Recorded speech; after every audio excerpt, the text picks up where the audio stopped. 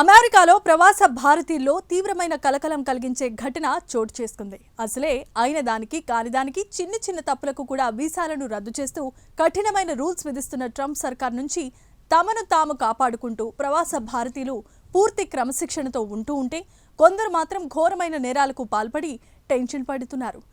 మొన్నటికి మొన్న ఇద్దరు భారతీయ ట్రక్ డ్రైవర్లు కోట్ల విలువ చేసే డ్రగ్స్తో అమెరికాలో రెడ్ హ్యాండెడ్గా పట్టుబడితే ఇప్పుడేమో ఇండియన్ కపుల్ అమెరికాలోని వర్జీనియాలో డ్రగ్స్ వ్యభిచారం కేసులో బుక్ అయ్యి ప్రవాస భారతీయుల పరువు తీశారు.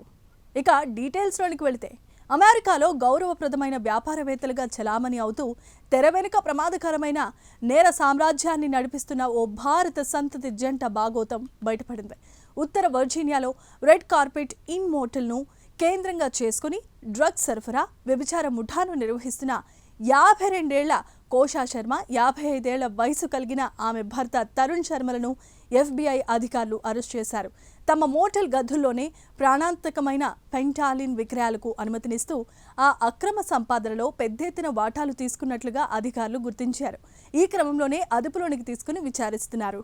అయితే ఈ జంట తమ స్వంత హోటల్లో ఈ కార్యకలాపాలకు పాల్పడినట్లు కోర్టు డాక్యుమెంట్లలో పేర్కొన్నారు. ఈ కేసులో కోషా శర్మ, ఆమె భర్త తరుణ్ శర్మపై అభియోగాలను నమోదు చేశారు.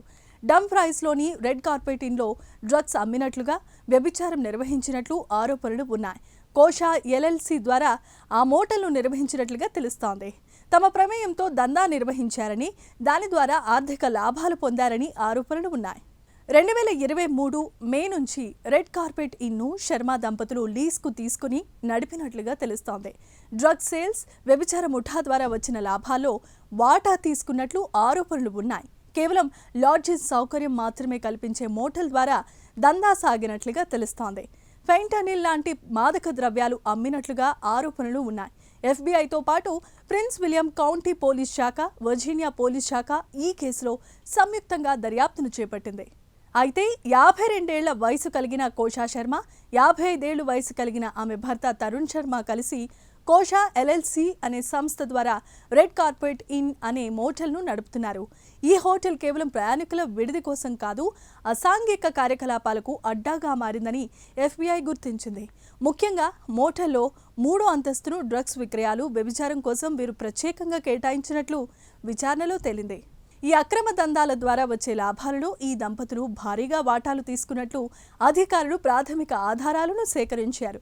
దీంతో గత 2 ఏళ్లుగా ఈ మోటల్పై నిఘా పెట్టిన అధికారులు నిందితులను రెడ్ హ్యాండెడ్గా పట్టుకునేందుకు ఒక పక్కా ప్లాన్ వేశారు. 2023 మే నుంచి 2025 డిసెంబర్ మధ్యకాలంలో పోలీసులు పలుమార్లు కస్టమర్ల వేషంలో వెళ్లి సోదాలు జరిపారు. ఈ కాలంలో 9 సార్లు వ్యభిచార ఒప్పందాలు, 15 సార్లు ప్రమాదకరమైన డ్రగ్స్ కొనుగోలు జరిగినట్లు కోర్టు పత్రాలు వెల్లడిస్తున్నాయి. ఇందులో 11 సార్లు అత్యంత ప్రాణాంతకమైన ఫెంటానిల్ డ్రగ్, 4 సార్లు కొకైన్ విక్రయాలు జరిగాయి.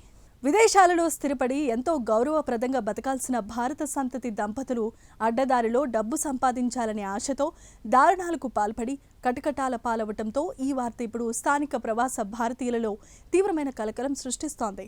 అసలే ట్రంప్ స్ట్రిక్ట్ రూల్స్ కారణంగా బిక్కుబిక్కుమంటున్న ప్రవాస భారతీయుల్లో ఇలాంటి వార్తలు తీవ్రమైన ఆందోళనను కలిగిస్తున్నాయి. ఎవరో కొందరు ఇలాంటి దారుణాలకు పాల్పడుతూ ఉండటంతో మొత్తం ప్రవాస భారతీయులను చిక్కుల్లో పడేస్తోంది.